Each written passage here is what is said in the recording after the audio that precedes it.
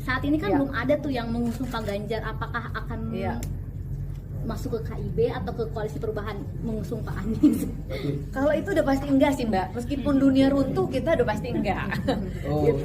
Koalisi Perubahan. Oleh karenanya buat kami politik identitas tuh sebuah dosa besar untuk demokrasi. Jadi kita tidak akan ke koalisi yang mendukung Pak siapapun lah ya, nggak cuma Bapak itu.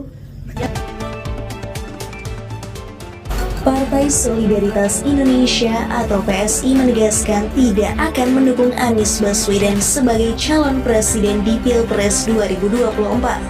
Hal ini disampaikan PSI menanggapi banjirnya dukungan untuk Anies setelah Gubernur DKI Jakarta itu diumumkan sebagai bakal capres dalam rapat kerja nasional Partai Nasdem.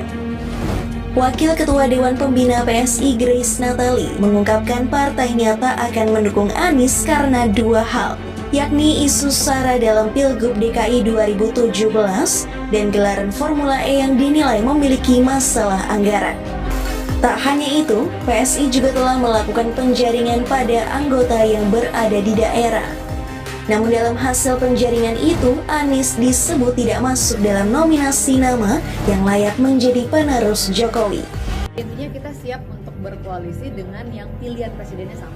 Nah, pilihan presiden PSI, capresnya sesuai dengan rembuk rakyat atau jajak pendapat yang kami buat itu adalah yang fotonya terpampang di belakang. Gitu kan. Jadi kita nunggu nih siapa yang sama-sama mau mengusung beliau berdua ini, kita siap untuk berkoalisi. Nah, kan saat ini kan belum ada tuh yang mengusung Pak Ganjar, apakah akan masuk ke KIB atau ke Koalisi Perubahan mengusung Pak Anies?